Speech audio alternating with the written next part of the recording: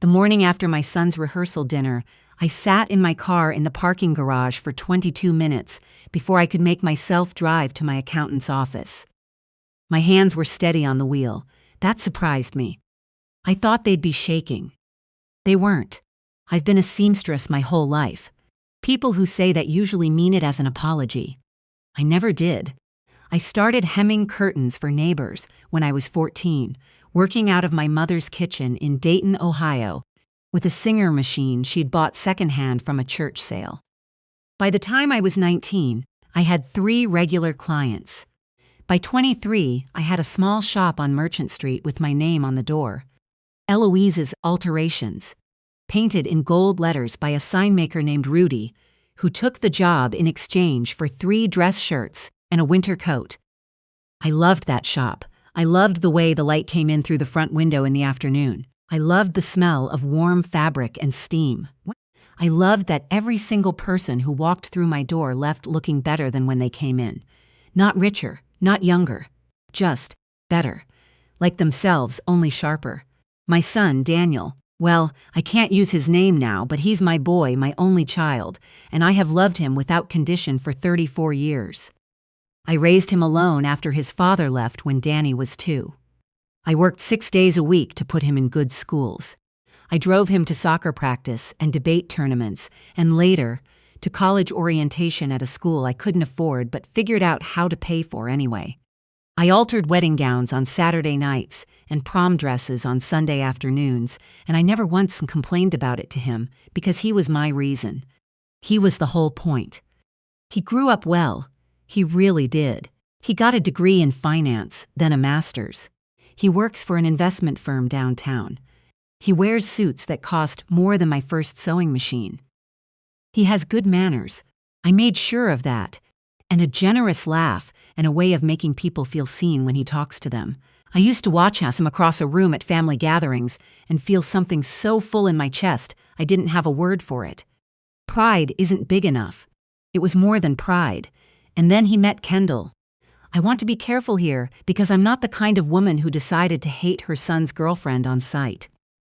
I wasn't looking for reasons to dislike her. She's beautiful, genuinely, the kind of beautiful that makes a room go quiet.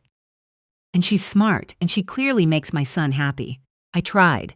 I really did try. But from the very first dinner, there was something in the way she looked at me that I couldn't quite name. Not rude, exactly. More like assessing. Like she was trying to figure out where I fit, and once she did, she filed me away somewhere low. Her mother is another matter entirely. Her name is Constance.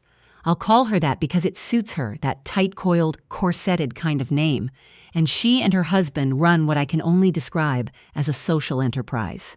Their whole life is built around being seen with the right people, living in the right neighborhood, belonging to the right clubs. They summer somewhere with a name that ends in harbor. They have opinions about wine that they share whether you is ask or not. And when my son announced the engagement at a family dinner last spring, I watched Constance smile at him and then let her eyes slide over to me, just for a moment, and I saw it, that flicker of something she tried to smooth over before anyone else noticed. I noticed. The engagement dinner was held at a restaurant called 14. That's actually the name, just the number, which I think is meant to signal something about exclusivity, on a Tuesday evening in March. I wore my navy dress, the one I made myself from a Vogue pattern I'd been saving for the right occasion. I did my hair. I wore my mother's pearl earrings. I took a taxi because I didn't want to worry about parking, and I arrived exactly on time, which I later realized was my first mistake. People like Constance consider punctuality a social faux pas when it means you might have to make conversation before the room fills up. I found my place at the table and sat down. The florist, or the person I assumed was the florist, carrying a low centerpiece of white ranunculus and olive branches, leaned over and checked my name card. Then she looked at me and said, in a perfectly pleasant voice, "Oh, are you with the event team?" I told her I was the groom's mother. She blinked. "Of course," she said. "How lovely." And she moved on. I sat with that for a moment. Then I smoothed my napkin across my lap and decided to let it go. People make mistakes. It happens. The dinner was beautiful.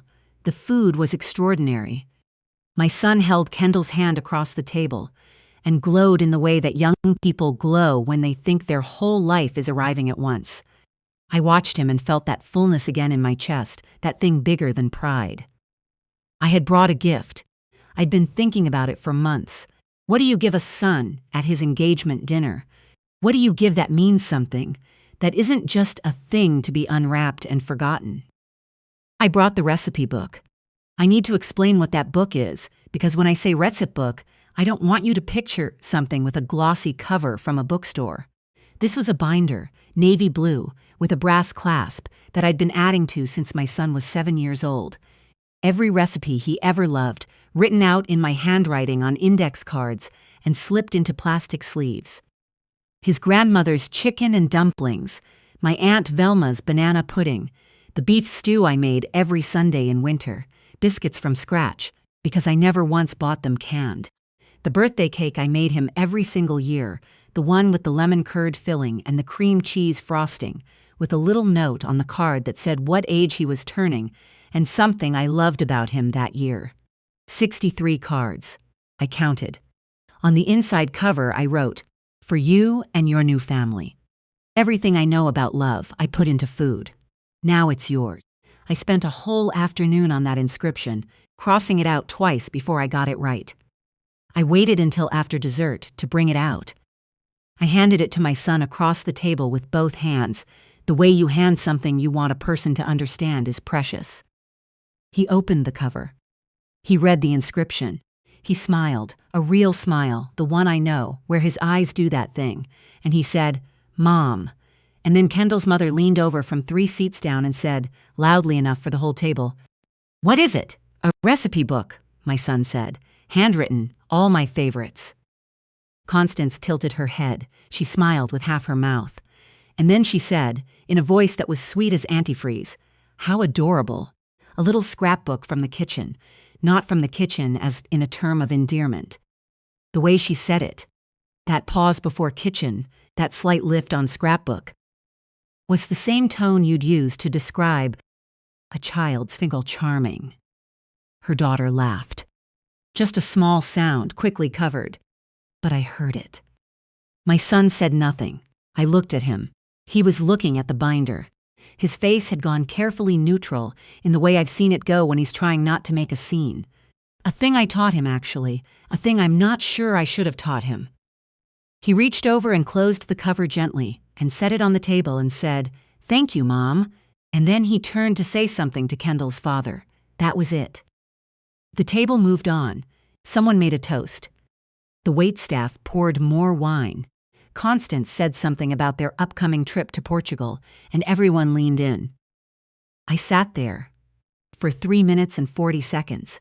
I know, because I watched the second hand on my watch, a small gold beluga, that I had repaired twice because I couldn't imagine not having it. I sat there and felt something settle over me, cold and clarifying, like the moment a fever breaks. Then I folded my napkin. I picked up the recipe book. I put it back in my bag. I stood up and said, quietly, to the table at large, "Please excuse me," and I walked out. My son texted me when I was in the taxi. "Mom, you didn't have to leave early. We can talk." I typed back, "I'm fine. Enjoy your evening." And I put my phone in my purse and looked out the window at the city going past in the dark. I have lived in this city for 41 years. I know every neighborhood by what it smelled like in different seasons. I know which streets to avoid in the rain and which corners have the best light at sunset. I came here with a sewing machine and $200 and a stubbornness that other people used to call a flaw, and I eventually learned to call a gift. What Constance didn't know, what my son apparently hadn't mentioned or hadn't thought to or hadn't considered relevant, is what I did with my stubbornness for 4 decades. When I was 26, I rented a 2-bedroom apartment above my shop and sublet the 2nd bedroom for extra income. When that tenant moved out, I didn't get a new one. Instead, I spent 6 months learning everything I could about the building's deed history and the landlord's tax situation. The landlord was 71, tired, and interested in selling. I made him an offer. He took it. I lived lean. I altered wedding gowns and prom dresses and curtains and coats, and every dollar I didn't absolutely need went somewhere. Into the building, into a second property 2 years later, a narrow townhouse on Garfield Street that needed new plumbing and a lot of patience. I did the painting myself. I learned to read a contractor's bid and spot the padded ones. I learned which neighborhoods were 5 years away from turning and which ones had already peaked. I made mistakes. Everyone does. But I made them small, and I learned from them fast. By the time my son graduated high school, I had 4 properties. I didn't tell him. Not because I was hiding it exactly, but because I wanted him to build his own life on his own terms, without the soft net of my money underneath him. I wanted him to know he could. I wanted him to be the kind of man who didn't need rescuing. By the time he finished his master's degree, I had 11. I reinvested everything. I lived in my shop apartment for 12 years. I drove the same Buick for 9. I bought my clothes from estate sales or made them myself. People who knew me thought I was careful with money. They didn't know careful was an understatement. Here is what Constance didn't know. Sitting at that beautiful table at 14, calling my recipe book a scrapbook cut from the kitchen. I currently own 27 properties in this city and 3 in a neighboring county. My portfolio generates approximately $460,000 a year in net rental income. My total holdings, as of my last valuation 18 months ago, are worth somewhere in the range of $9 million. I am not the help. I am the owner. The morning after the dinner, I sat in the parking garage for 22 minutes, and then I drove to see my accountant, a woman named, well, I've known her for 19 years. She's been with me since my 6th property, and she looked up when I walked in and must have seen something on my face, because she said, before I even sat down, "What happened?" I told her. She was quiet for a moment. Then she said, "And what do you want to do?" "I want to change my will," I said. She didn't say anything dramatic. She didn't try to talk me out of it. She just pulled up the file and said, "Walk me through what you're thinking." Here is what I was thinking. My son is named as sole beneficiary of everything I own. That was always the plan. He's my only child, my whole heart, the reason I worked as hard as I worked. But I had been sitting with something since that dinner, since the moment he looked at that binder and said nothing, and I needed to understand it before I could move forward. I wasn't angry about the recipe book, not really. I could replace the insult. What I couldn't replace, what I kept coming back to in the taxi, and in my apartment that night, and in the parking garage the next morning, was the silence. He sat there while his future mother-in-law called me a kitchen novelty, and he said nothing. Not a word, not even a look. Just that careful, neutral face I'd taught him turned away. I taught him to keep the peace. I'm not sure I meant to teach him to keep it at my expense. I didn't cut him out. I want to be clear about that. I'm not a cruel woman, and I have no interest in revenge for its own sake. What I did was this. I restructured. I put a significant portion of my holdings, the largest properties, the most valuable ones, into a charitable trust with a board of 3 directors, none of them family. The trust's purpose is to fund housing stability programs in the neighborhoods that gave me my start. I named myself as a lifetime income beneficiary, which means I'll be comfortable, be timble for the rest of my life. Sazit is. After I'm gone, the trust continues in perpetuity. My son remains in my will. He will inherit, but not $9 million. Something more like a fair portion, an amount that reflects love without erasing accountability. My accountant finished the paperwork in 2 days. My attorney had it signed within the week. I didn't tell my son. Not yet. I needed time to sit with it and make sure it felt right. It did. 3 weeks later, my son called and asked if we could have dinner. Just the 2 of us. He came to my apartment, which he hasn't done in some time. Usually we meet at restaurants, at his suggestion, which I'd always attributed to convenience and am now re-examining.